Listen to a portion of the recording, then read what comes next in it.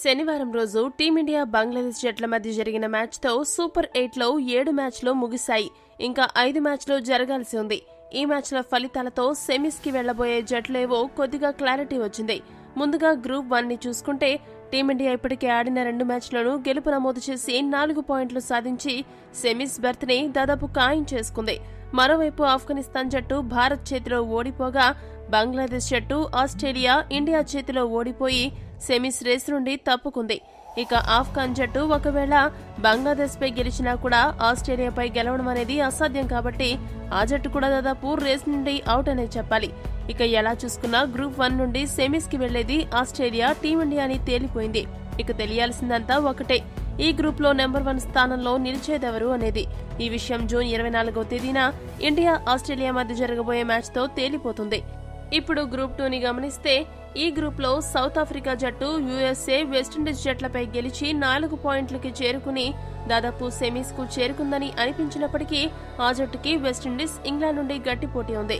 Group 2లో south Africa top స్థానంలో ఉండగా వెస్టిండీస్ జట్టు యుఎస్ఏపై భారీ విజయం సాధించి 2వ స్థానంలోనూ, ఇంగ్లాండ్ జట్టు వెస్టిండీస్ పై గెలిచి 2 పాయింట్లు సాధించి 3వ స్థానంలోనూ ఉన్నాయి.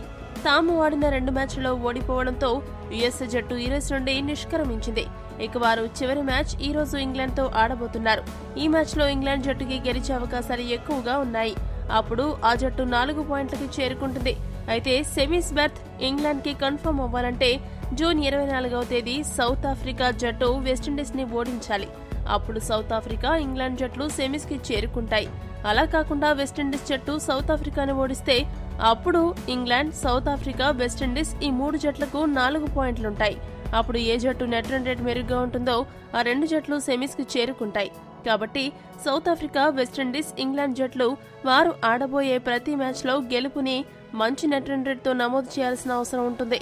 ఇక్కడ ఇంగ్లాండ్ ని టెన్షన్ పెడుతున్న మరో విషయం ఏంటంటే యుఎస్ఏ, ఇంగ్లాండ్ మ్యాచ్ కి వర్షగండ ఉంది. అంతేకాదు యుఎస్ఏ జట్టుపై వెస్టిండీస్ జట్టు కేవలం 10.5 ఓవర్లలోనే మ్యాచ్ ని ముగించేసి వారు ఎంత డేంజర్ అనేది మరోసారి నిరూపించారు. అదే జోరు కనుక కొనసాగిస్తే దక్షిణాఫ్రికాని వారు సులభంగా ఓడించే అవకాశాలున్నాయి. అప్పుడు ఇంగ్లాండ్ జట్టు అవకాశాలు సందిగ్ధంలో పడతాయి. మరి గ్రూప్ 2 నుండి ఏ 2 జట్లు సెమీస్ కి చేరుతాయని మీరు భావిస్తున్నారో కామెంట్ చేయండి. మరిన్ని స్పోర్ట్స్ అప్డేట్స్ కోసం మా ఛానల్ సబ్స్క్రైబ్ చేసుకోండి.